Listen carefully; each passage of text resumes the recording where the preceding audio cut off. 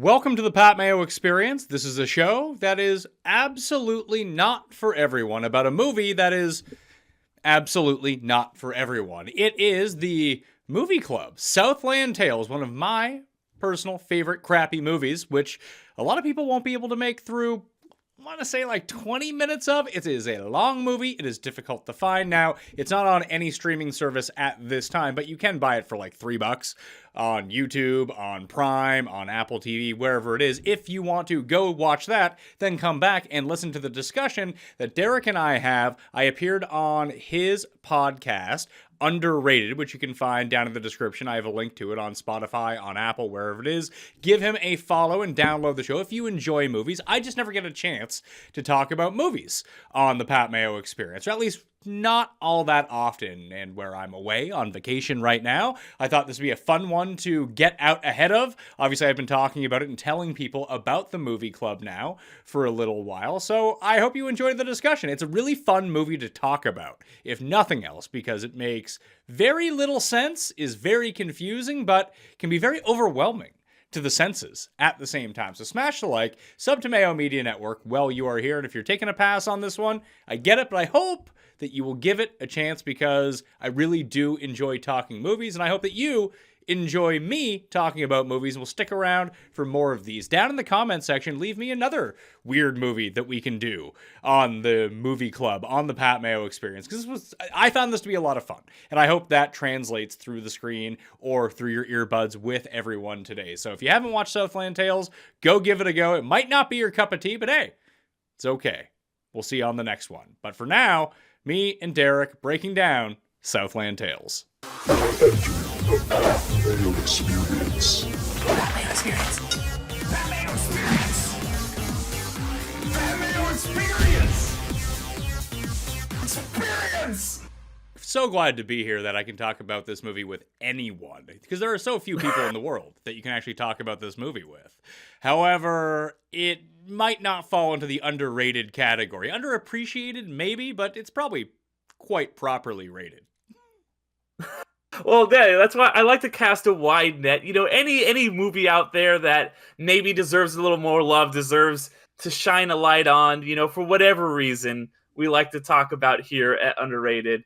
And so, yeah, the movie that we're alluding to, of course, if you've seen the title, is Southland Tales, a 2007 film written and directed by Richard Kelly, with a vast ensemble cast that were apparently cast against type on purpose, because Richard Kelly thought that they all had secret hidden talents, which is interesting. But yeah, this is very much a cult classic film that arrived at the Cannes Film Festival in 2006 and had a very mixed reaction from critics, a very mixed reaction from audiences, did very poorly at the box office, but has become, you know, kind of a cult hit.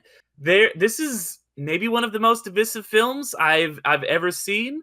There's a lot of chat about this one, much like Donnie Darko, his previous effort on the internet, about, like, you know, people who hate it, but people who love it. So yeah, as soon as you suggested it to me, I was intrigued in doing this one. But Pat, before we get into all that, I mean, I'm sure you're a man who needs no introduction, but why don't you tell the people about yourself and your shows? Yeah, I'm guessing that most people in the film review world probably do not know who I am. I have a show, a daily talk show, mostly sports, mainly sports betting about football and golf, but we do entertainment, we do politics, we do pop culture, we do all that fun stuff too, sandwiched in between. But it's a daily show, the Pat Mayo Experience for the audio versions, Mayo Media Network on YouTube, and myriad other places as well. But those are the main places you can find my show, and, you know, check me out on X at the PME. Very easy to get in touch with me. But it's funny because you said it had mixed reactions. There was not really a lot of mixed reactions on this movie. There was just poor reactions to this movie. Yeah, that's fair. But, you know, what I think over the years is kind of earned its but yeah, like I read, you know, just doing a little research for this, read the initial feedback that the critics had in that initial festival run, and people were angry at this. There was a few critics that gave it positive reviews. You know, I think it has like a 40%, 41% on Rotten Tomatoes, which is not good, but I think it kind of shows that this movie was kind of split mostly down the middle of people liked it or didn't. But what was your initial reaction to this movie? I loved it. I was really getting into David Lynch at the time, and it reminded me of you can almost call it a bizarro version of a bunch of different filmmakers. Like in another world, this is a bad Philip K. Dick novel. It's a bad David Lynch movie. But this movie, even though it's split down the middle critically, let's say, at 41%, and it's generous to call it down the middle, I don't think that anyone actually thinks this is a good movie. But it's a movie that you need to vibe with. If you can vibe with this movie and just kind of turn your brain off and just kind of sit there, like I watched it for the first time in theaters, stoned out of my mind. And yeah, that's probably the best way to watch it when you're not really critically thinking too much about it, because there's way too much backstory. It's like 20 pounds of potatoes stuffed into an 8-pound bag. Yeah, no, I would agree with that. I was watching it and I was like, there is so much here. And he literally does the same thing that Star Wars does, where he's like, here's 4 through 6. Like and you're like, oh, okay, I guess he's just like skipping over 1 through 3, the same way that the original Star Wars trilogy was, 4, 5, and 6. And then, we went back, and I guess there was like a graphic novel that was released that was supposed to be 1 through 3. But there's just so much in this movie. There's like at a certain point, I was like, I'm going to stop trying following the plot and future people traveling back and porn stars that are actually like secret underground people, and who's working for who, and like Will Sasso is actually secretly this guy. And then it's a lot. And there's a lot of, like I said, there's a huge ensemble cast, but then somebody like Janine Garofalo will show up and you're like, oh, she's in this. This is great. So it is a movie though that, like you said, you have to kind of just give yourself over to the vibes, let the waves, the perpetual motion of it all just kind of flow over you, and just kind of have this very bizarre experience. And I'm a person who likes to go on Letterboxd a lot. I was really curious to see like, what does Letterboxd think of this? And you can always kind of see the bell curve on Letterboxd. Usually if a movie's like rated at like 0.3, you'll have like a pretty even distribution there. It'll be in the middle, mostly 3s, and then it'll go like taper off towards the 5s and the 1 stars. But this one, it's the weirdest bell curve distribution I've ever seen on Letterboxd, where there's like a ton of 5s, there's a ton of half stars, and it's just like jagged teeth looking at the scores for this thing, and it has a perfect 3.0. And then I like looked at some of my friends' reviews and people I follow and stuff. And a couple film critics I like a lot have given this like 4 stars. And I was just like, that's bizarre. And then some other ones I've liked a lot gave it 1 star. I was like, that checks out for this movie, because yeah, it's something where you're like, what even is this? It's a movie that I'm like, do I need to watch this again? And maybe honestly, you had the right idea, being in an inebriated state. Like I could see this as a movie where it's like, yeah, maybe, you have a couple of drinks, you smoke a little something, and just kind of be like, whatever, just let it hit you. I watched it the other night in preparation for this. My wife walked in about 45 minutes into it, and she just had question after question about what's going on. And I had to tell her, look, I don't really know what's going on. You just kind of have to go with it. She's like, is that Sarah Michelle Gellar? It's like, yeah, it is. It's like, is she a porn star? It's like, yeah. She is. She's also working in conjunction with an underground Marxist movement at the same time. Just go with it. It doesn't really make that much sense. But here we are. The weird thing about this movie is that 15 years later, and I have read those graphic novels, by the way. It was like 2008. I found it like I think it was on like a LimeWire. I was able to download a PDF of it. Okay. It does help it make a little bit more sense. Like you can see, this would have been a really good like 12-episode Netflix show. I think. I don't think it would be good necessarily, but I think it would have made it would have been much more cogent, put it that way. Yeah, that's interesting, because it does have that feel of just it very overstuffed. Like there's just way too much. Like you just get into it without, and it's interesting because they're like, there should be a fish out of water character, because like the main character, even though it's more of an ensemble, does have amnesia. So it's like, okay, cool. We could just explain the world to him. But it's like, no, we skipped that scene. And it's just like, all right, then what? But yeah, it's just so bizarre, so weird. And it's one of these movies that it's just trying something, and I respect it so deeply for that. That any like a movie that it's not playing it safe at all. It's not saying here's the conventions that you know, here's the easy way to do something. Like this, Richard Kelly, he really had a vision. He's like, I'm gonna make this dark dystopian black comedy about like it's just gonna start with nukes going off, and it's just gonna be about like, you know, how America's just going down this road, and like there's some things you watch, you're like, huh, that's kind of like they talk about, you know, and it's a lot of juvenile humor like that is kind of like going up against this like weird heady stuff that like here's Prop 69, you're like, did that almost kind of predict like them trying to get rid of net neutrality, like all these like little things. It's just like about like the creeping like this, you know, the overreach of like government and stuff like that. You're like, this is very interesting, and yeah, it's not like genius or anything, but you're like, there's some interesting ideas in here, and I love that they're trying these things, you know. It's too many interesting ideas for one movie to handle is the problem, because it has no resolution really on any of it. And it's funny because the reason that I got into this movie in the first place was I didn't like Donnie Darko at all. I thought it was absolutely terrible. So I'm one of those, it's funny because all of his films kind of have that, although far more people enjoy Donnie Darko to really hating it. I actively hated Donnie Darko. And then this movie comes up. I see it's from Richard Kelly. It's like, well, I don't know if I really want to watch this, but you know, I came of age, hit my adolescence at the time when the Attitude Era in the WWF was just getting big, so I was a big The Rock fan. Around that same time, American Pie comes out. Who doesn't love Stifler? It's like, wow, you got The Rock and Stifler. Same reason I saw the movie The Rundown. They have these two guys in it. This sounds great. I'm going to go check this out. And I was just completely blown away by everything that happened in this movie. But you talk about the prescience of some of this stuff, and even to watch it almost 20 years later, like the Wallace Shawn character is basically Elon Musk. Yeah. I was thinking he's just like, he's this just egomaniacal guy from, you know, like in this case, Germany instead of South Africa.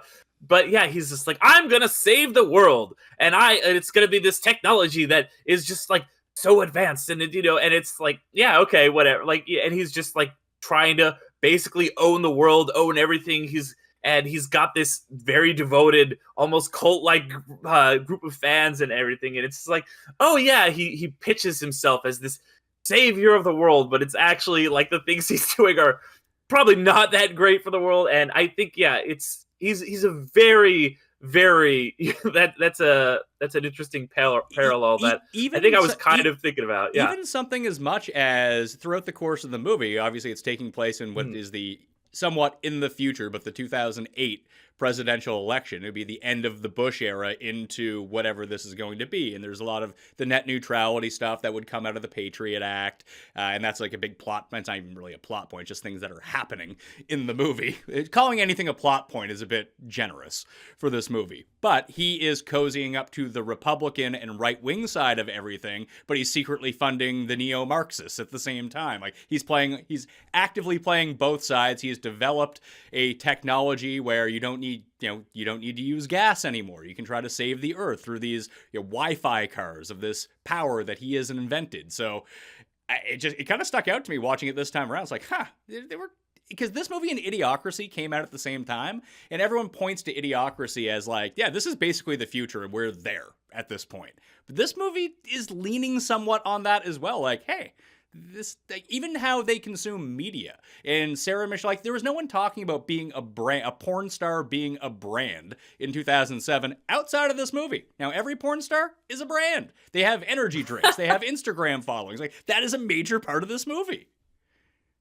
Yeah, and just like the kind of influencer culture in general, like porn stars, but like everybody else, how all, like, you know, when Amy Poehler and her husband are like, they're these like, these Marxist anarchists, like, but they're also, they're like, oh, well, we've got to go in disguise because we're known people. And, they're like, one of the people is like a stand-up comedian. It's like, yeah, everybody is a brand. Everybody is an influencer. They're all these quote unquote content creators.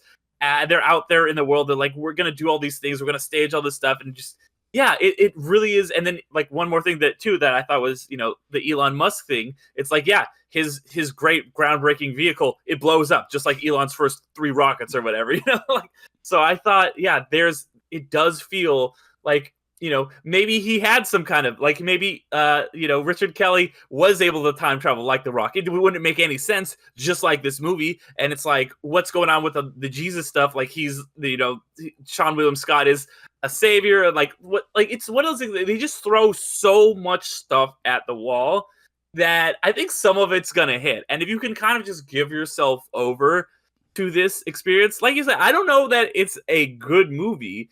But like, it's one of those things. Just like, what is even? It's an interesting experience, and I'm really glad that I got to do it and watch it and experience this.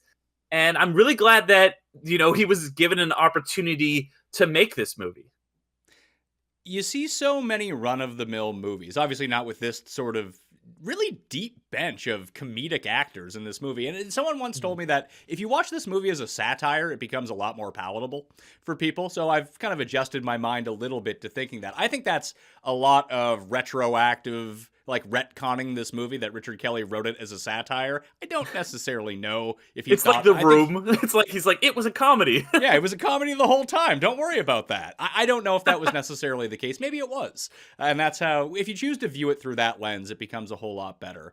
But it's like with the con thing, like you were talking about, it had unfinished like VFX at con. And you can go back and watch the con cut now. I think they ended up putting like an extra $2 million into the movie to have the VFX. And some of the visual effects are really good. Some of them are truly horrendous. The one thing that undermines this movie more than anything is that there are some really cringe roles in it in specific parts. You mentioned the 69 stuff. Maybe like I can't really even transport myself back into that time to be like, oh, is this like really hilarious? Because it's not when you watch the movie. And they say it so many times that it's like, all right, man, we get it. Like if it was just once, that would be fine. And that whole character at the end, the guy that drives Sean William Scott to go meet himself, is unbearably bad.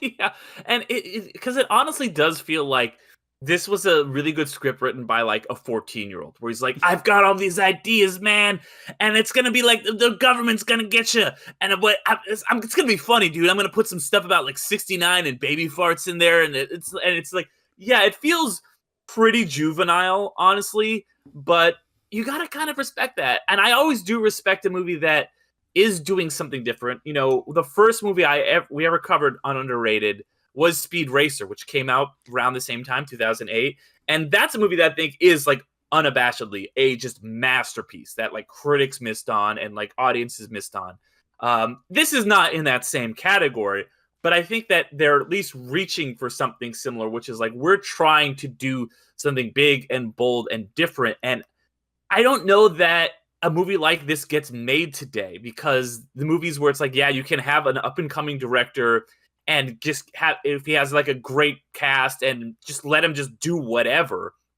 those days are kind of gone. Now it's like, yeah, we'll just like, this guy would just be tapped to, make, I don't know, the like next Planet of the Apes movie or the next Spider-Man movie or something. Yeah, like if you had a big hit, yeah, Richard Kelly wouldn't be directing a $17 million Southland Tales. He'd be directing a $200 million Star Wars like offshoot, like Rogue One sequel or something like that. Yeah, honestly, exactly. Have you ever seen Cloud Atlas? Interesting enough, that's one we just covered. I love that movie. So I've never seen it, but I read some of the reviews for it, and they sound suspiciously like the reviews for this movie. Now, albeit it's probably a better movie, it looks better directed, better acting, but just the confusion that people seem to have for that movie seems very similar to this one. And that's interesting, yeah, because I think there are a lot of parallels, and I brought up Speed Racer, and then, Cloud Atlas is obviously also done by the Wachowskis, because I think they're people that have these grand ideas. And I think that Cloud Atlas is like this, where it throws a lot of stuff at just like the fan and just or the wall and just sees whatever sticks, And I think that Cloud Atlas works a little bit better because there is a more kind of cohesive, singular idea that holds everything together, which is about how we're all connected and just about how these divisions that humanity has are all just kind of like artificially imposed upon us. And so all those different disparate ideas kind of stick together. And I know that movie is another one where people don't like people really hate it. And I talked about that on the episode, how like Time named it like their worst movie of the year, which is ridiculous. But I could see the parallels between that, where they are trying all these things. Do you think there's a singular idea in this, like there is in Cloud Atlas, that kind of hangs everything together? No, because the part that we haven't mentioned at all either, like Justin Timberlake's in this movie. He is the narrator, and it's based on the Book of Revelations. Yeah, that's interesting. Yeah. So a yeah, lot that of the part VO, of it, I like what you're saying though. Like you don't see, like when you say that something like Cloud Atlas in Time Magazine names it the worst movie of the year. You don't get to be named the worst movie of the year unless you're really trying something. I kind of equate it to, listen, there's 3 outcomes in baseball at this point. Either people walk, they hit a home run, or they strike out. This movie is just, there's no walking. Richard Kelly is swinging at every pitch that's coming in, and he's trying to hit a home run. And he misses a lot of the time. But there are a few here that clear the fence. Like, he's not trying to take a walk and draw the count and wear out the pitcher and sack bunt the guy over to second base and try to sacrifice fly him in with something. There's no small ball when it comes to this movie. It's just taking home run cuts the entire time. And if you're doing that, the people that are actively going to dislike your movie are just going to be so wide versus a very by the book crappy movie. Like I was trying to think of like other movies that came around in this time that I probably saw in theaters, like the remake of Last House on the Left, which is just really bad. But like it's generically bad. Like no one even thinks about that movie because it's so bad and forgettable. There's nothing forgettable about Southland Tales, which I think is a credit to it. Yeah, honestly, and it's interesting that you use the baseball metaphor, because that's something that I use a lot with these movies too. I kind of like invented a category that I call them big swings, for the exact same reason, where it's like, yeah, they are going to take this huge swing on this movie where they're either going to like strike out or hit a home run. And I did like back in the day, I did like a whole mini series about these movies that I thought fit into this category. And this kind of hits all those checks except for one. I think I had, like I said, they had to be like over $100 million because these big things. But like, you know, it's got like all this world building, just really like interesting like characters and like all this stuff there. It is trying all these things. And so, yeah, I think that this is kind of, you know, although it's a smaller budget, it's a big budget for, you know, this kind of film. So it is definitely taking that big swing. And yeah, movies like that are always going to be judged a little more harshly. I think when they don't land, it's a lot, you know, if it's something that's like a safe bet, doesn't like nobody cares that, you know, like Pompeii, you know, like that movie didn't, you know, light the world on fire, no pun intended. But when this is just, because it's just like whatever, it's just like a dumb action movie, who cares? But when this is like so big on bombastic and doesn't work, people like I remember years back there was this YouTube channel that I followed, and the guy did like a whole video essay about how he thought this was his least favorite movie of all time. And that was one of the points he was. It's like, yeah, this was very ambitious and it didn't work. And for me, I will always like a movie like that much more than the Emoji Movie, something that is just a cheap cash grab, that isn't saying anything, it isn't trying anything, that's just going to try to be lowest common denominator, entertaining schlock, and not really do anything or kind of be about anything bigger than itself. And this movie was trying to be about something bigger. A lot of things, too many things, as you said, but it's trying. Like, in another world, if this is done right, it could have the critical praise. I can't believe I'm saying this. But think about Mulholland Drive, how that is a critically lauded movie. I love Mulholland Drive. I probably watched it 40 times. I still don't quite know what's going on in the movie. But again, it's just a vibes movie. But David Lynch gets so much credit for actively being a visual artist and really creating vibes in a movie, and that's a movie that people can vibe with, and it's a mystery, although no one really knows even what the mystery is or how it's resolved. And in this one, there's just too much going on, where in Mulholland Drive sometimes it feels like there's too little going on. And that's sort of where I think the clash comes in, why people don't like this movie, is that if you're going to have an ambitious movie, maybe it's not best to try to say anything in it if you're going to rely on stylization and sort of like dreamlike whimsy. Maybe it's because it takes place in the not too distant future that you can have your one thing that you want to say. And like you mentioned, that we've talked about that, not the 17 things that you want to say, really kind of hammer down on the one thing. Yeah, and I want to touch back on a point you made earlier, which we said like this probably would not be a movie that gets made today, but it might be like a mini series, or like a TV show that gets made today. And Richard Kelly's even talked about like going back to this universe and doing a TV show because I think that would work. Honestly, I think maybe at least work better than the movie. I was thinking of Faraway Downs, which if anybody who doesn't know is Baz Luhrmann went back and recut Australia into like a 6-part miniseries. And I think that's something that really benefited from this format, and this could benefit from the format as well, where I think Australia is similarly kind of overstuffed. This is a 3-hour movie. There's a lot going on. There's a lot of plots. But when you are able to do that into a more long form, stretched out into episodes, which this is already broken up into episodes, so it would make sense. Like if he had he obviously has a lot of footage, a lot of it's undone. I don't know that he would be able to get the budget to put in the FX and stuff like that. But I could see it really working as like, yeah, this is like a 6-part miniseries. It's a 7-part miniseries, whatever. Put it out on one of those prestige networks or Hulu or something like that. Or FX or whatever. I could see this being a lot more palatable. I know that The Irishman was nominated for Best Picture and people really seemed to like it, but I always thought The Irishman should have been like a 5-part miniseries rather than a movie because I actively started to hate it halfway through because it was too long. There are like if you want to make a 5-hour movie or a 4-hour movie, that's fine. Just break it up into like 45-minute segments, and then I can watch at my own pace and not feel like I have to be glued to it the entire time. That's also a part of this movie that people, I think, really hated, is that it's so long. Yeah, it's kind of, you're just like, wow, this thing, I was watching it, and I kept like, being like, okay, how much, I was like, oh my gosh, I've still got an hour left, and it doesn't have a traditional narrative arc, so you're not like, okay, cool, we're getting to the end, it's just like, all right, now this thing is happening. Now this thing is happening. It just keeps throwing out more and more ideas and more things. You're like, all right, cool. These characters are here now. Oh, there was a point where like, oh, there's Will Sasso. I haven't seen him since like the beginning of the movie. He's back now. But with all that stuff that they've been throwing out, all these ideas and stuff, did you have any like moments or parts that you thought were really great and really interested you? Yeah, I think that the reason that this movie still lingers in our minds is because there are 3 or 4 parts of this movie, and everyone has something different that do stick with you for a while.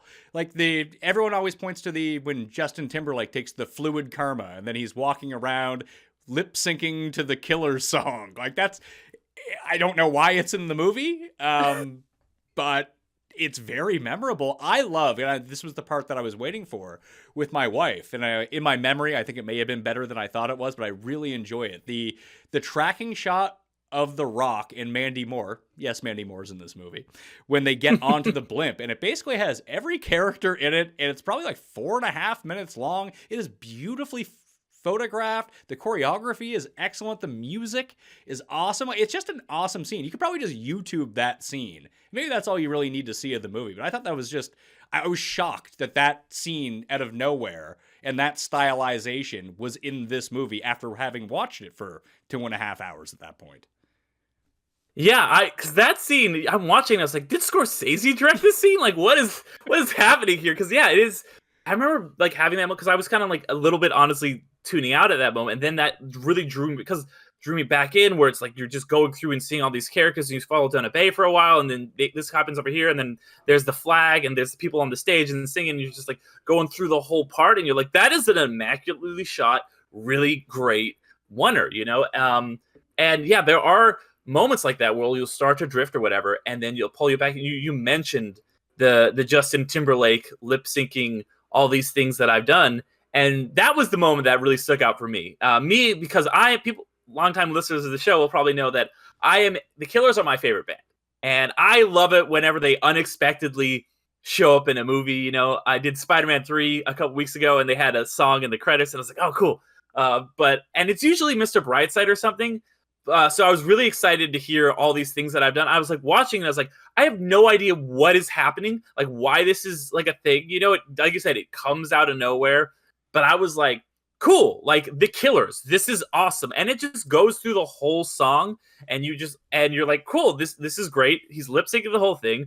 I'm back on board. I can't possibly hate a movie that has all these things that I've done in it. It just doesn't work in my DNA. So I was back on board for that. The other part that sticks out to me that I think that gets lost in all of this, because everything is, it's funny because some of the actors are playing it so subtle, but it's very bombastic, so it seems over the top. Sean William Scott is awesome in this movie. Yes.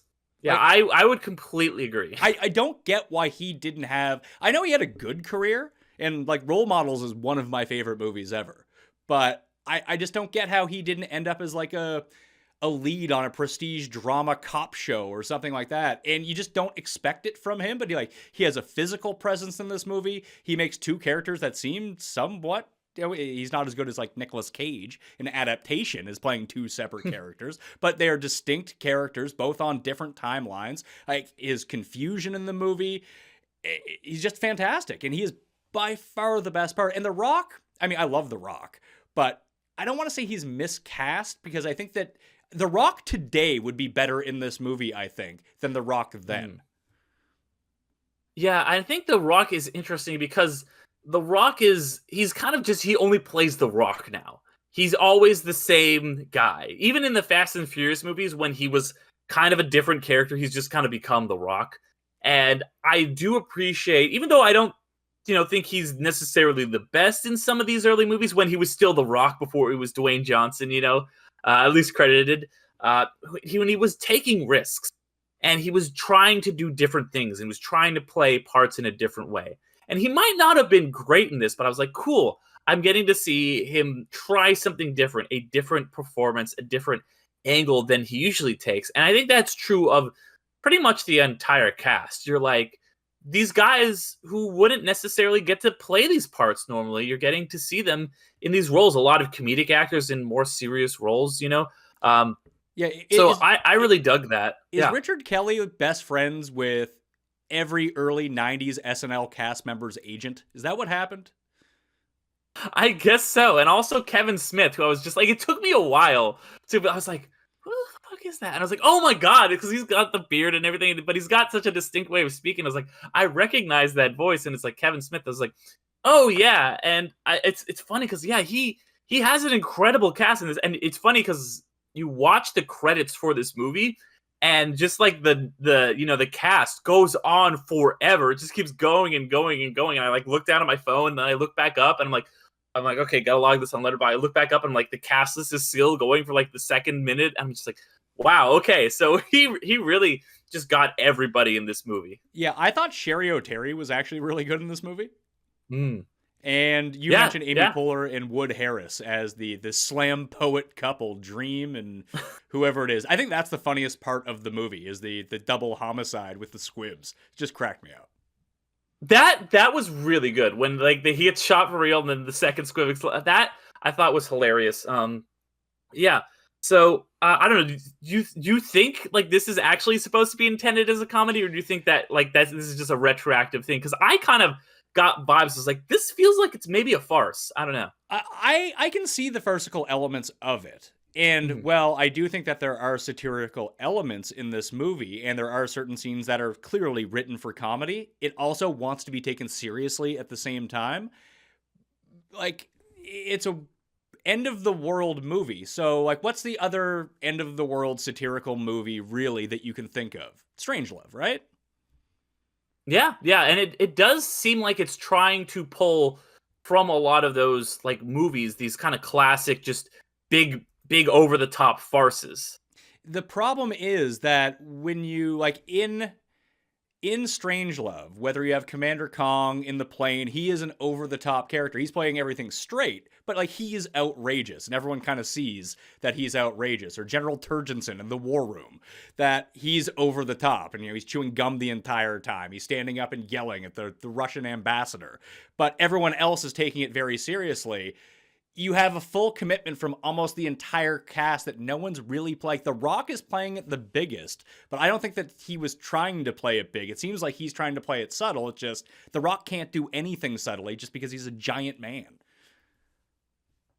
Yeah, that's fair. And, you mentioned Philip K. Dick too earlier, and it did give me vibes of like, definitely a lot of the adaptations that have come out of Philip K. Dick. I think the one it really reminded me of the most, and you know, speaking of like a big guy at the center of it, it gave me Total Recall vibes a lot. Where it's just like there's this guy and he's doesn't remember everything and he's just caught up in this huge conspiracy and everybody's like double crossing everybody and people who he thinks are on his side are actually on the other side and he's actually just a pawn in this game and he doesn't know who he really is. So it really, and I love Total Recall. It's definitely one of like my favorite sci-fi movies, and this nowhere comes close to that.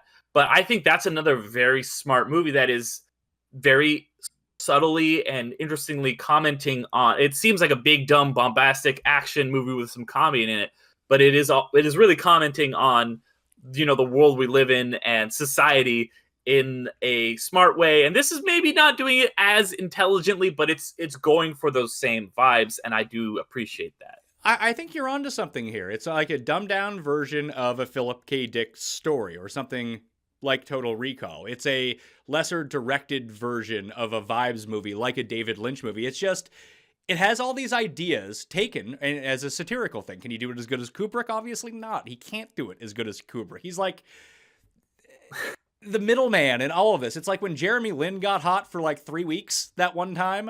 And it was like, oh my God, Jeremy Lin. And then he just turned back into Jeremy Lin. Insanity. Richard Kelly was like feeling himself here, having a heat check, and he just didn't have the talent to really pull it off. But I'm here for it anyway.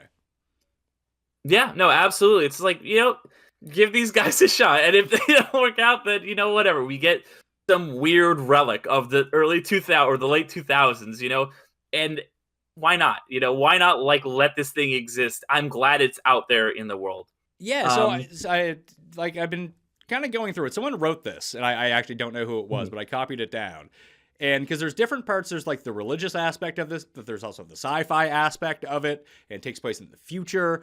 But there's a part where, like, if people don't know, like, the general plot synopsis, if I can try to do this, is that The Rock wakes Good up luck.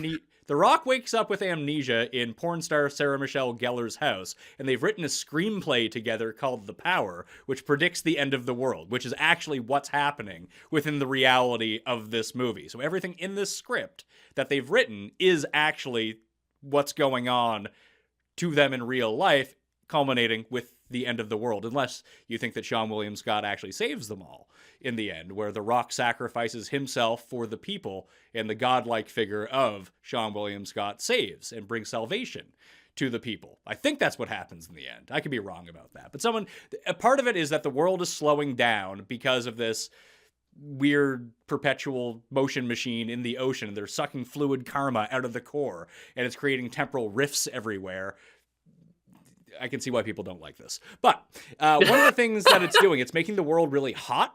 So there's a climate change aspect of this as well, but it's also making people kind of crazy at the same time. It's making them more aggressive. That's why you see all of the riots downtown in Los Angeles. So to say all of that, this is what was written. I thought it was really the best way I've heard the movie explained. This movie is all about a world gone mad and how a bunch of disparate actors, all thinking that they should be in control or that they can save the world, all collide and each inadvertently contribute to the giant mess at the end. And the everyman in the middle, who didn't understand what was happening and was just trying to do the right thing, is left with nothing but to look himself in the mirror and try to tell himself that it's not his fault, and he saves it in the end. Okay, yeah. I mean, that's a good way of putting it.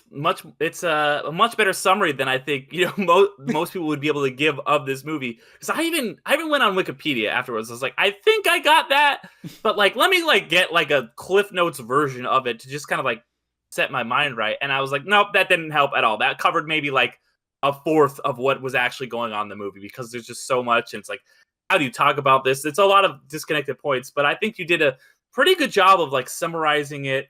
And yeah, at the end, I was also kind of like, so I guess Sean William Scott did save the world. The whole thing about it can't be saved was wrong, but they do kind of leave that open to interpretation. The one other question for you that I had was, because the way I read it was that he was actually had been best friends with Pilot, with the Justin Timberlake character, and he had the reason that Justin Timberlake had to get the cosmetic surgery, why he had all those scars and everything, was because of some friendly fire done by Sean William Scott. Is that the right read? Are you getting the same vibes, or am I just off base here? Yeah, no, so the graphic novels go into that a little bit more, and they kind of cover that part of it. So yeah, they're best friends. They're in Iraq because the draft is, I mean, that's another part of this. The draft is back in place. There are wars in Iraq, Iran, Syria, and Jordan that Americans are getting drafted into, but they can win all these wars because of this new technology where you don't need gas to refuel anything. So, and just like the hustler advertisements on the side of tanks because everything is being broadcasted. Like, that's not too far away in the future either. But when they were both in Iraq, there was friendly fire, and yeah, there was like an explosion that Sean William Scott shot off, and it hit Justin Timberlake in the face. Justin Timberlake forgives him, but Sean William Scott does not forgive himself about it, and it took him having amnesia about the entire thing to reckon with it. Like, there's also a case that this movie is about Sean William Scott and PTSD at the same time too. Like, it's just a lot of threads that don't necessarily all wrap itself around in the end. Yeah, it's definitely one of those movies where the parts are more than the sum of the whole or whatever. And I did really like, though, that last scene with Sean William Scott in, and this is going to sound insane to, I was going to say anybody who hasn't seen the movie, but also anyone who has, where it's like the guy on the rocket launcher on the floating ice cream truck, and Sean William Scott is holding his duplicate's hand, and they're causing things to float above the sky. And that, I just loved that moment where he's like looking at himself, being like ready to kill himself, and he's like, let go of me. And he has to literally forgive himself. And that's one thing that is really cool about these big, weird concept movies, is you can take something that is bizarre like that, like the idea of forgiving yourself, and you can literalize it in a floating ice cream truck next to a magical Zeppelin. And it's just like, you couldn't do that in like, you know, a more straightforward drama or something like that. But you get the opportunities to do that in these genre films that I love. It's interesting you mentioned that too, because one of the Sean William Scotts wants him to let go so he can sacrifice himself and essentially kill himself. But at the last line of the movie, you know, he's a pimp. Pimps don't commit suicide. Yeah, oh man, a callback. Because when La Rock says that, you're like, okay, whatever, that's weird. It's a pretty out of left field. Like, you're watching, it's like, ooh, that's bad writing. But the more you watch it, you're like, yeah, it's bad writing, but it's kind of funny. Because The Rock is an idiot. So, that's the whole part of it too. That I think, like, he gets to be The Rock. He looks. The Rock has never looked better than he did in that tux on the Zeppelin. Like, he looks fantastic, but he's also a complete moron in the movie too. Like, he's an actual idiot. Yeah, I love that. And it's just like, you know, that's a role that Rock probably would not play now, where he lets himself just be an absolute moron. And I think he's actually pretty good at it. Like, I think Pain and Gain is my favorite performance ever by him. And he's just so dumb in that movie. And it's so great. So, yeah, like, honestly, once again, really great for actors to play these roles that they wouldn't play today or, you know, even before then.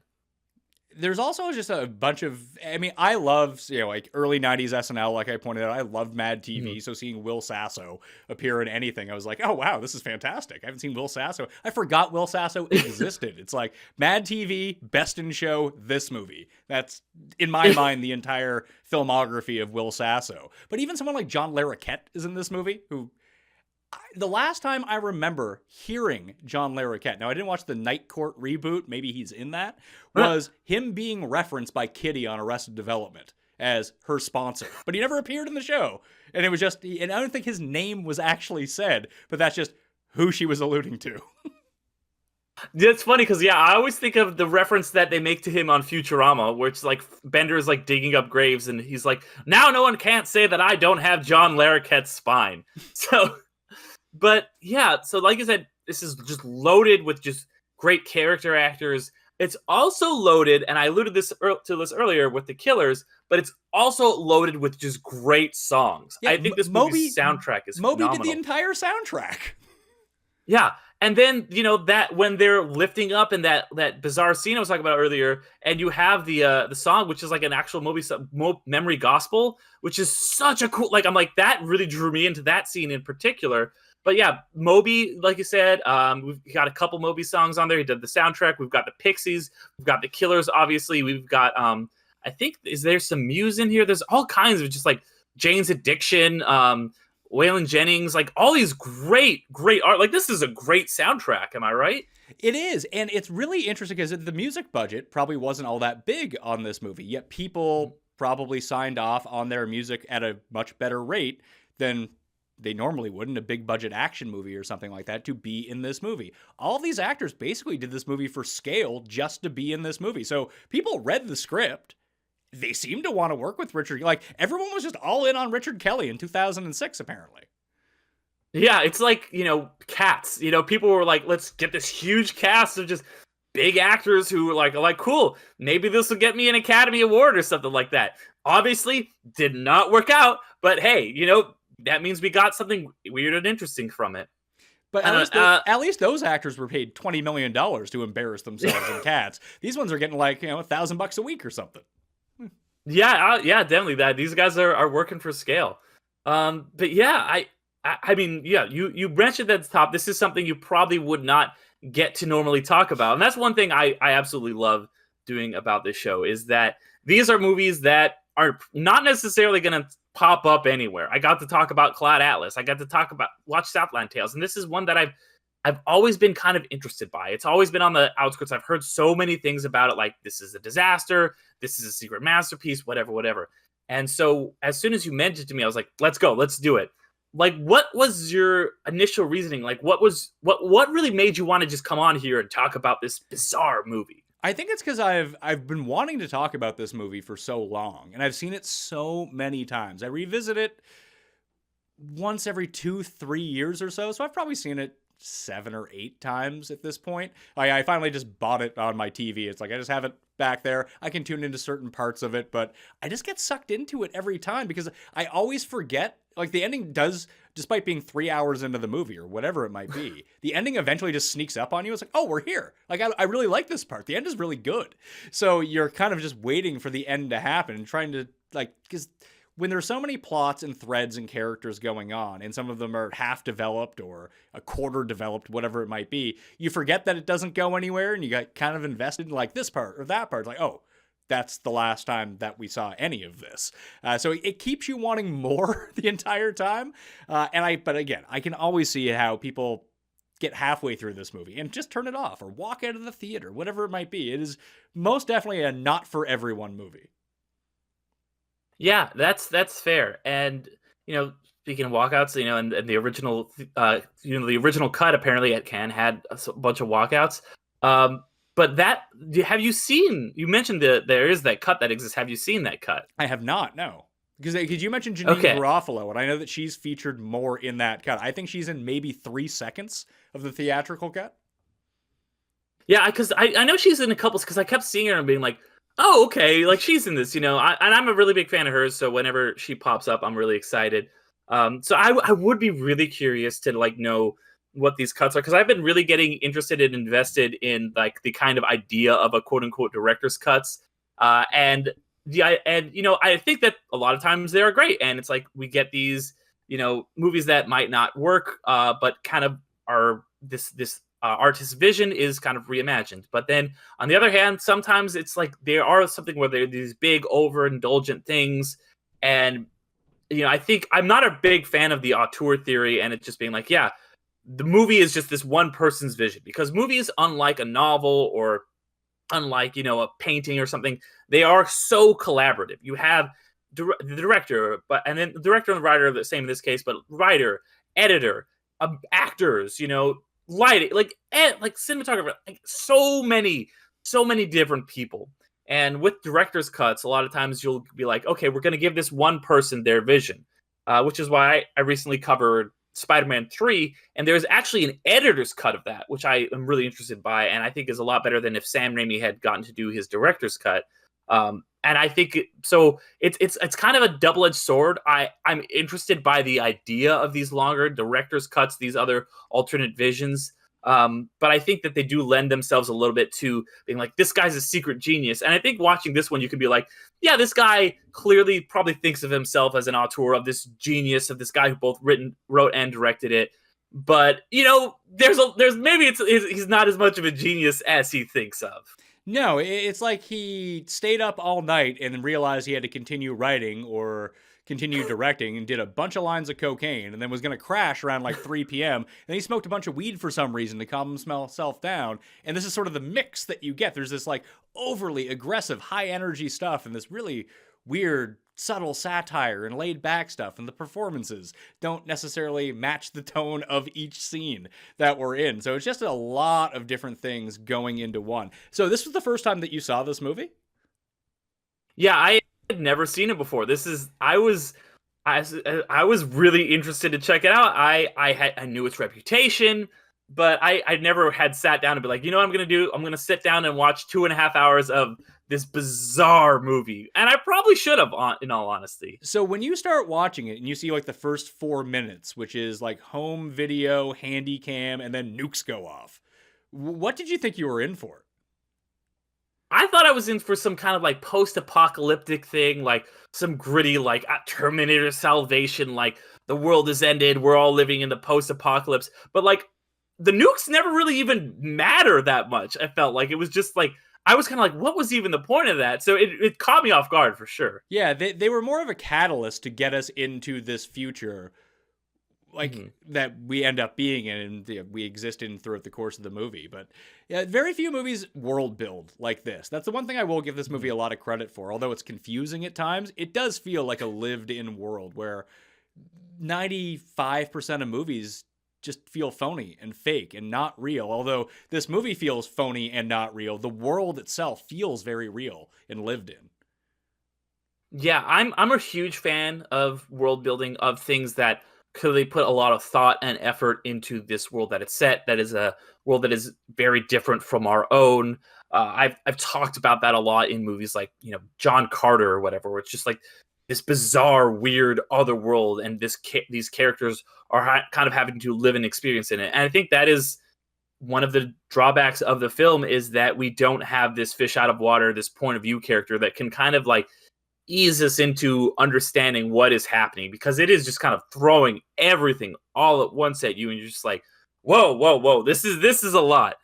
You know, Valerian and the City of 1,000 Planets, another one that I think draws a lot of parallels with this movie, where it's just like there's a lot happening, there's a lot of weird world building, but that is something that is always going to really intrigue me, and what really intrigued me about this one.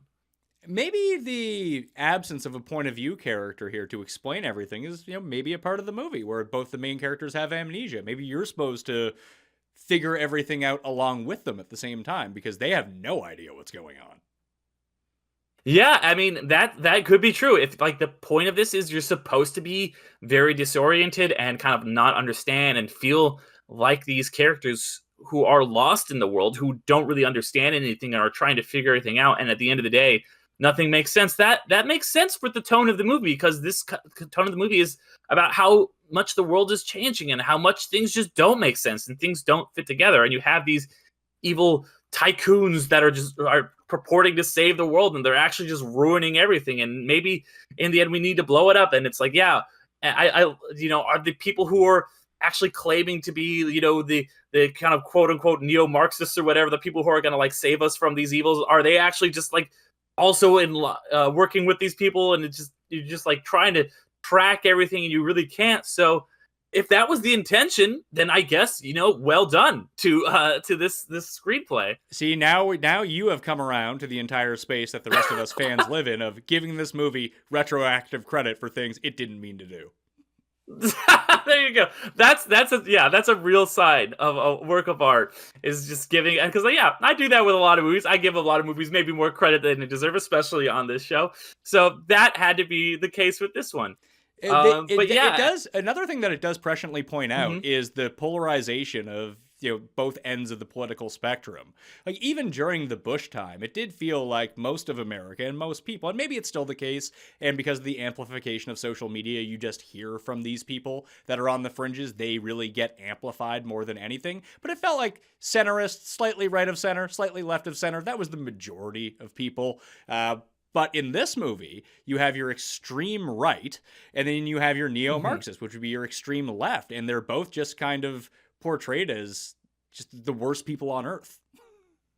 Yeah, that is very true. We have seen, you know, just it. That's another way that it was kind of prescient in the intervening years. The disappearance of these just kind of moderates. You have just everybody on the extreme right. Even like I have a lot of these very hardcore like old school Reagan like aunts and uncles and stuff like that. You always see at Thanksgiving, and they are kind of like even they are like, what is going on? Like these all the MAGA people are like just baffle them. And I think that this generation of like political just complete division, just where everything has gone one way or the other, is something that this movie did a good job of predicting. Yeah, and I have no idea if he was really ahead of the curve on this, or he thought that this is so outrageous, this will never happen, and I'll throw it into this dystopian future. But we are living a lot of this future right now. Yeah, honestly, and it's it's the thing where I think that the most the most dated thing, the least accurate thing, is the nukes at the beginning of this movie, because it's like, yeah, we didn't need this apocalypse to just start off this insanity. It just kind of happened naturally. You just had people like Trump showing up and just making everyone lose their mind. It's just people showing up. It's a reality TV star becoming the president of the United States. And that seems like something that would have been like, oh, laughably a farce, 20 years ago. That would have been a joke on The Simpsons or something. But it's the reality that we've all lived through for the past, 8 or whatever years. Well, it's essentially, again, this movie comes out the same year as Idiocracy. And who's the president in Idiocracy? Mm-hmm. It's a professional wrestler. Yes, exactly. And then, yeah, even something like, Kevin Smith is in this. Like, it reminds me of something like Red State or something, like all these, like, it seems like a lot of these guys had the kind of same ideas about the way things are going and the way the country was going. Yeah. And I do appreciate that it doesn't pull its punches on sort of the crazy left-wing style of this as well. Like, where it takes some of the movements that we've seen and pushes them to the extreme. So maybe that's next of what we're going to see, which is not great.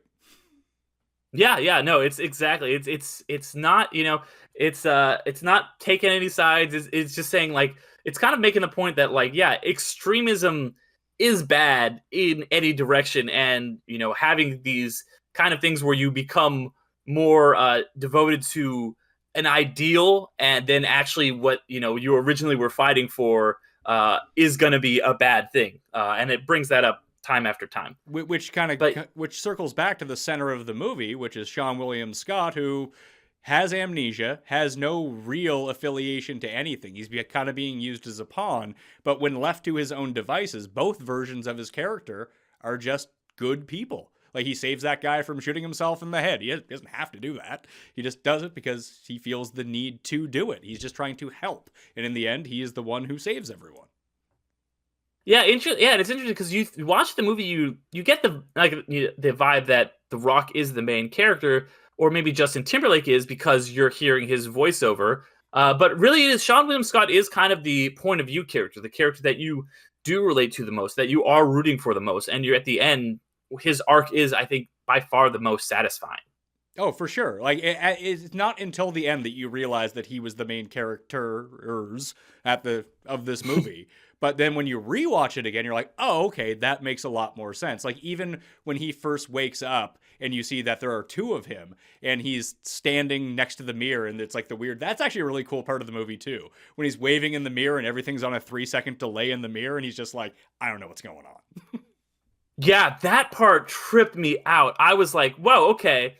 This is it. Like, that was the moment when I was like, all right, this movie's interesting. This movie's saying something.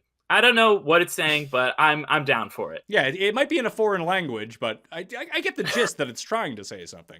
Like, even in the place where he's being held hostage, you talk about all of the different people that are in this movie. When the government comes in to wipe them all out, they just shoot Eli Roth taking a shit. Yeah, I forgot about that. But yeah, as we're kind of sounds like we're all wrapping up a little bit. Do you have any like stray thought, any last kind of big things to say about this movie, or small things? Not really. I feel like I got it all out. All of the pent up Southland Tales discourse that I've ever wanted to have, I feel like we've gotten out in the last hour. Okay, excellent. Yeah, this was it was therapeutic. It was good for you to kind of be like, to just kind of like finally have a platform where you could get all this out. I'm glad. The hardest part is recommending this movie to people. because I mean, we're gonna do a show on it. If you had hated this movie, it would have made a good show anyway, with me coming in saying that I like this movie. However, if I'll probably end up doing a movie club about this on my show, and we'll release this episode along with it, and I'll encourage my audience to go watch this movie. And 9 out of 10 people are gonna tell me to go fuck myself after like 10 minutes. Like, what is this shit? And I think too, the big hang up that a lot of people might have is, like you said, and it's the same thing that a lot of people have had, is this movie's so long. And I think it is a real time commitment. And I think you can kind of give yourself over to something weird if it's a short one. Like the episode I'm going to record later that's actually going to be out by the time this is out is Fritz the Cat, which is also a just bizarre, weird movie where you're like, what is going on? But that movie is 70 minutes long. So you can kind of just like settle in, watch it, be like, that was weird, and then go about your day. Where this is like, it is a commitment. You really got to watch this movie. And maybe break it up. Maybe make it a TV show like we talked about. But yeah, so I'm curious to see, what my audience thinks about it, what your audience thinks about it. Because this is a movie where you're not just going to be like, yeah, whatever, it was fine. This is a movie where you're going to have some strong opinions one way or the other. And that's why I was so excited to kind of really get into it. But yeah, as we wrap up, I just have one more question for you. And that is, we talked about vibe movies a lot. Do you have any favorite vibe movies, one in particular, or just a few that you really love? I think the Mulholland Drive is a pure vibes movie. And basically the entire first half of Twin Peaks The Return is but basically David Lynch is just a vibes director. Either you vibe with him or you don't. And I know so many people that hate David Lynch movies, whereas I just kind of, you get into his world, that's the great thing about it. Like, he creates a world. His world building is so good. And that's why I think that I like this movie so much, that it feels like the world really exists, and so few movies are actually able to accomplish that. That Mulholland Drive would be the one that really sticks out to me. I'm trying to think of anything else like as a vibes movie. Clockwork Orange, in a weird way. Okay. I can see. Yeah, I mean, 12 Kubrick Monkeys definitely is another one I think I would throw on that list of a vibes movie. Okay, yeah. One I might add is you said Mulholland Drive. Just Drive, I think, is a really good vibes movie. I hate that movie. Okay, all right, interesting. I am in a weird minority of people who just, the first scene rules, the opening credits rules, and then nothing happens the rest of the movie. They could have replaced Ryan Gosling with a cardboard cutout of Ryan Gosling in that movie. I think, yeah, that speaks to the point of, yeah, it's one of those movies where it's just like, the plot's whatever, it's just vibes, and some people that'll really work for, some people it won't, just like this movie. Another one I would add is, like, a lot of Miyazaki stuff I think is very vibes, but his most recent one, I don't know if you got a chance to see The Boy and the Heron yet. I have not. But that is a movie, okay, that is definitely a movie where you're like, what is even happening in this? What is going on? People are just going through things, doing things, but in a way that really works for me. Just really incredible visuals, just like Miyazaki always does, but he brought on a lot of the other interesting animators on this one. That's another vibes. And it's funny because watching his movies a lot of the time, I'm like, I'm clearly like not getting something culturally. Because, I'm a white guy who grew up in America, so this is a Japanese movie with very Japanese sensibilities. I'm clearly missing something. But I saw Boy and the Heron in the theater with someone who was born in Japan and who goes back there frequently. And even she was like, yeah, I wasn't getting like half this movie, but we still really appreciated it. So that's one I think has to be on the vibes Mount Rushmore, possibly with this movie. And I think that works differently because everyone's vibe is going to be different, like what you personally vibe with. So there's going to be a lot of different answers to this question. But the last few movies that I would throw into that would be the Connery Bonds from Goldfinger through like Diamonds Are Forever. That they're just like, Goldfinger's great, but then it's like kind of the same movie over and over, and it's, are you vibing with Sean Connery as Bond, or are you just out on this? That's a good point. Yeah, the Connery, every Bond has really had their own flavor. But yeah, the weird swiggin' 60s Sean Connery Bonds are, and I hate their own beast. I hate Roger Moore Bonds. I love Connery Bonds. Thank you. And they're just I cannot vibes. stand more. Yeah, exactly. And that's why everyone has their own favorite, I'm on the same boat. I really don't like Roger Moore. I think he's just like old and literally a clown in one of those movies. I'm a big Brosnan guy. Like, I love Pierce Brosnan. But probably that's because I grew up in the 90s. But I do dig on the vibes of those movies especially the ones that get kind of weird. You know, the later ones, like the last two, you're like, what is happening? There's a guy with diamonds in his face who like changed from a Korean guy to a white guy. Like there's a tidal wave that he's surfing. Like what is happening here? Like there's like somebody with like Stockholm. So like there's so much. That's enough. Those last two are like just throwing a lot of weird stuff at you, and they're like, we can do whatever we want. It's a James Bond movie. Yeah, the last one's Die Another Day, right? Yeah, Die Another Day. Yeah, and then because it's GoldenEye, Tomorrow Never Dies, Die Another Day, and then I forget the fourth one. People are probably shouting at us right now, but Tomorrow Never Dies. Which is there's one with Terrence Stamp or Malcolm McDowell as like as the Rupert Murdoch one. I like that one. That's Tomorrow Never Dies. That one's really good. I've actually covered that on this show. The World I think Is that's Not a Enough? pretty Is that underrated it? movie. The one with Denise Richards. World is not enough. Yeah, with Denise Richards as like the like she's like a nuclear physicist, and she's just like, and her name's like Christmas or something. Robert like that. Carlyle is the bad guy because he feels no pain in his brain.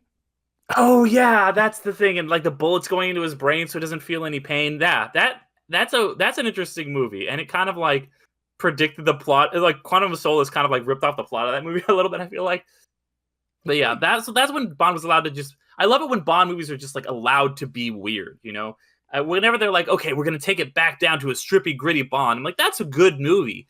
But when it's like, this is gonna be weird, there's an evil organization that runs everything in the world, I'm like, okay, cool, I appreciate this. Yeah, and the Craig Bonds really both benefited and suffered from that. Like, Casino Royale's really good. Obviously, Skyfall is excellent. The other three are too serious and bad.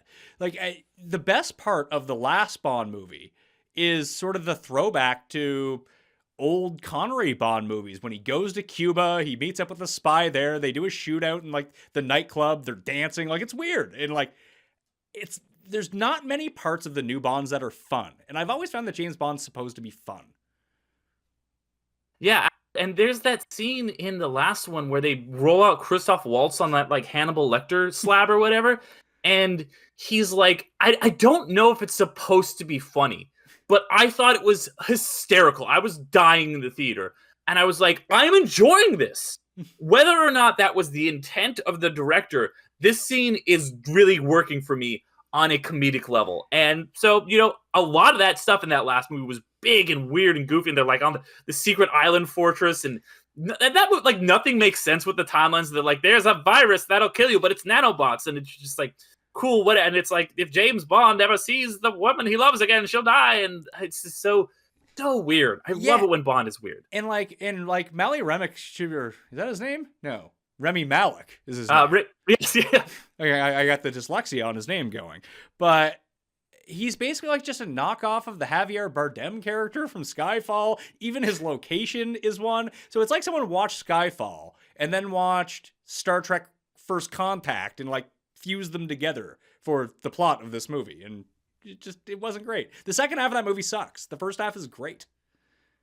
Yeah, honestly, I completely agree. And I think it's, you know, Bond is always really interesting because, and this is something I knock it for sometimes, but I think it does sometimes yield some weird results, is that the Bond movies are so just like, whatever's popular, they'll just copy, you know, like, you know, the early gritty Bond movies is because Bourne was really popular. So they're like, okay, cool, we're going to make him like Jason Bourne-esque. Or like, you know, I think my favorite example is in the 70s, they like one of the movies ended with like James Bond will return, and I think it was like said Diamonds Are Forever. And then all of a sudden Star Wars is a huge hit. So they're like, actually, just kidding, Moonraker, he's going to space.